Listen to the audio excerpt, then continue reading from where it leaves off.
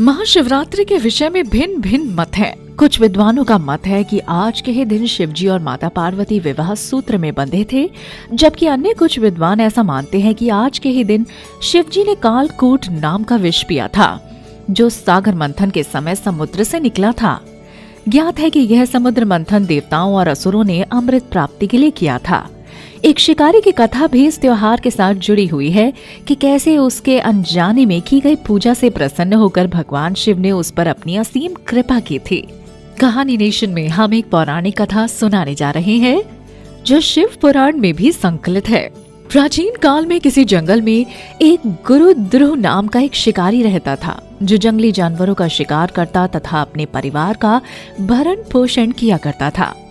एक बार शिवरात्रि के दिन जब वह शिकार के लिए निकला, पर संयोगवश पूरे दिन खोजने के बाद भी उसे कोई शिकार न मिला।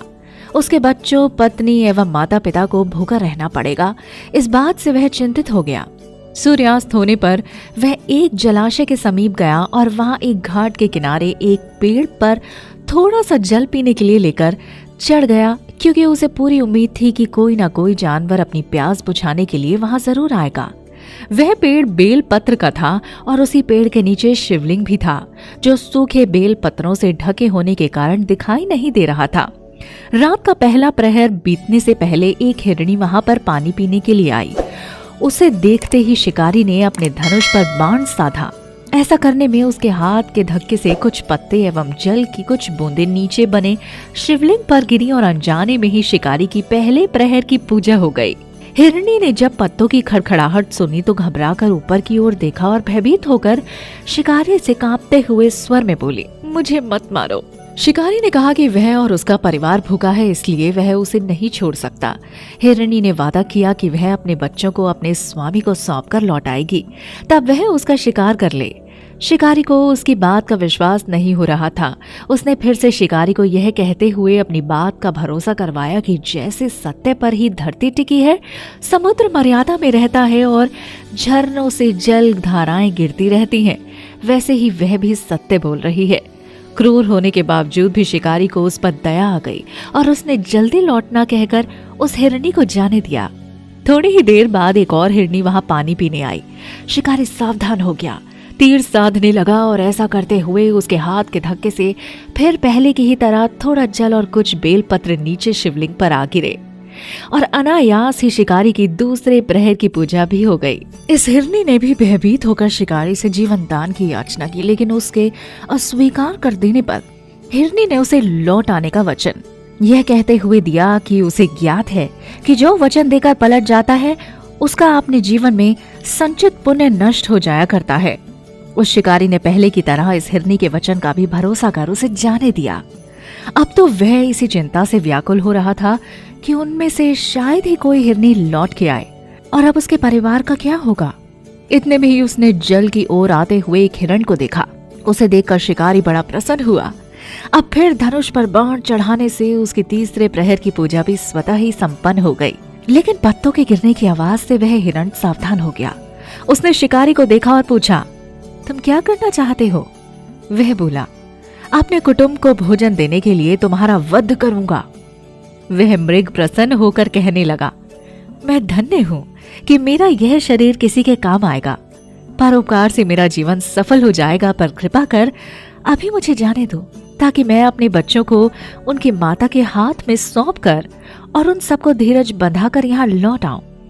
शिकारी का हृदय उसके पाप पुंज नष्ट हो जाने से अब तक शुद्ध हो गया था, इसलिए वह विनय पूर्वक बोला, जो जो यहाँ आए सभी बातें बनाकर चले गए और अभी तक नहीं लौटे।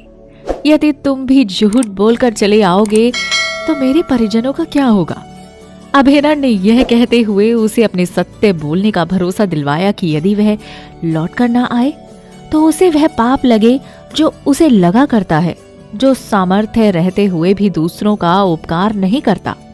शिकारी ने उसे भी यह कहकर जाने दिया कि शीघ्र लौट आना।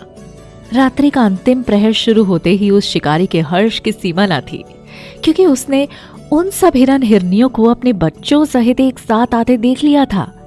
उन्हें देखते ही उसने अपने धनुष पर बाण रखा और पहले की ही तरह उसकी चौथे प्रहर की भी शिव पूजा संपन्न हो गई। अब उस शिकारी के शिव कृपा से सभी पाप भस्म हो गए। इसलिए वह सोचने लगा, ओह, ये पशु धन्य हैं जो ज्ञानहीन होकर भी अपने शरीर से परोपकार करना चाहते हैं। लेकिन धिक्कार है मेरे जीवन को कि मैं अनेक प्रकार के कुकृत्यों से अपने परिवार का पालन करता रहा। अब उसने अपना बाण रोक लिया तथा मृगों से कहा कि वे सब धन्य हैं तथा उन्हें वापस जाने को कहा। उसके ऐसा करने पर भगवान शंकर ने प्रसन्न होकर तत्काल उसे अपने दिव्य स्वरूप का दर्शन करवाया तथा उसे सुख समृद्धि का वरदान देकर गुह नाम प्रदान किया। मित्रों, यही वह गुह था जिसके साथ भगवान श्री राम ने मित्रता की थी। शिवजी जटाओं में गंगा जी को धारण करने वाले, सिर पर चंद्रमा को सजाने वाले, मस्तक पर त्रिपुंड तथा तीसरे नेत्र वाले, कंठ में कालपाश, नागराज तथा रुद्राक्ष माला से सुशोभित, हाथ में डमरू और त्रिशूल है, जिनके और भक्तगण बड़ी श्रद्धा से इन्हें शिव शंकर, शंकर, भोलेनाथ, महादेव, भगवान आशुतोष, उमापति, गौरी शंकर, सोमेश्वर, महाकाल, ओंकारेश्वर, वैद्यनाथ, नीलकंठ, त्रिपुरारी, सदाशिव तथा अन्य सहस्त्रों नामों से संबोधित कर उनकी पूजा अर्चना किया करते हैं। वीडियो अच्छी लगी तो शिव शंभू लिखना मत भूलिएगा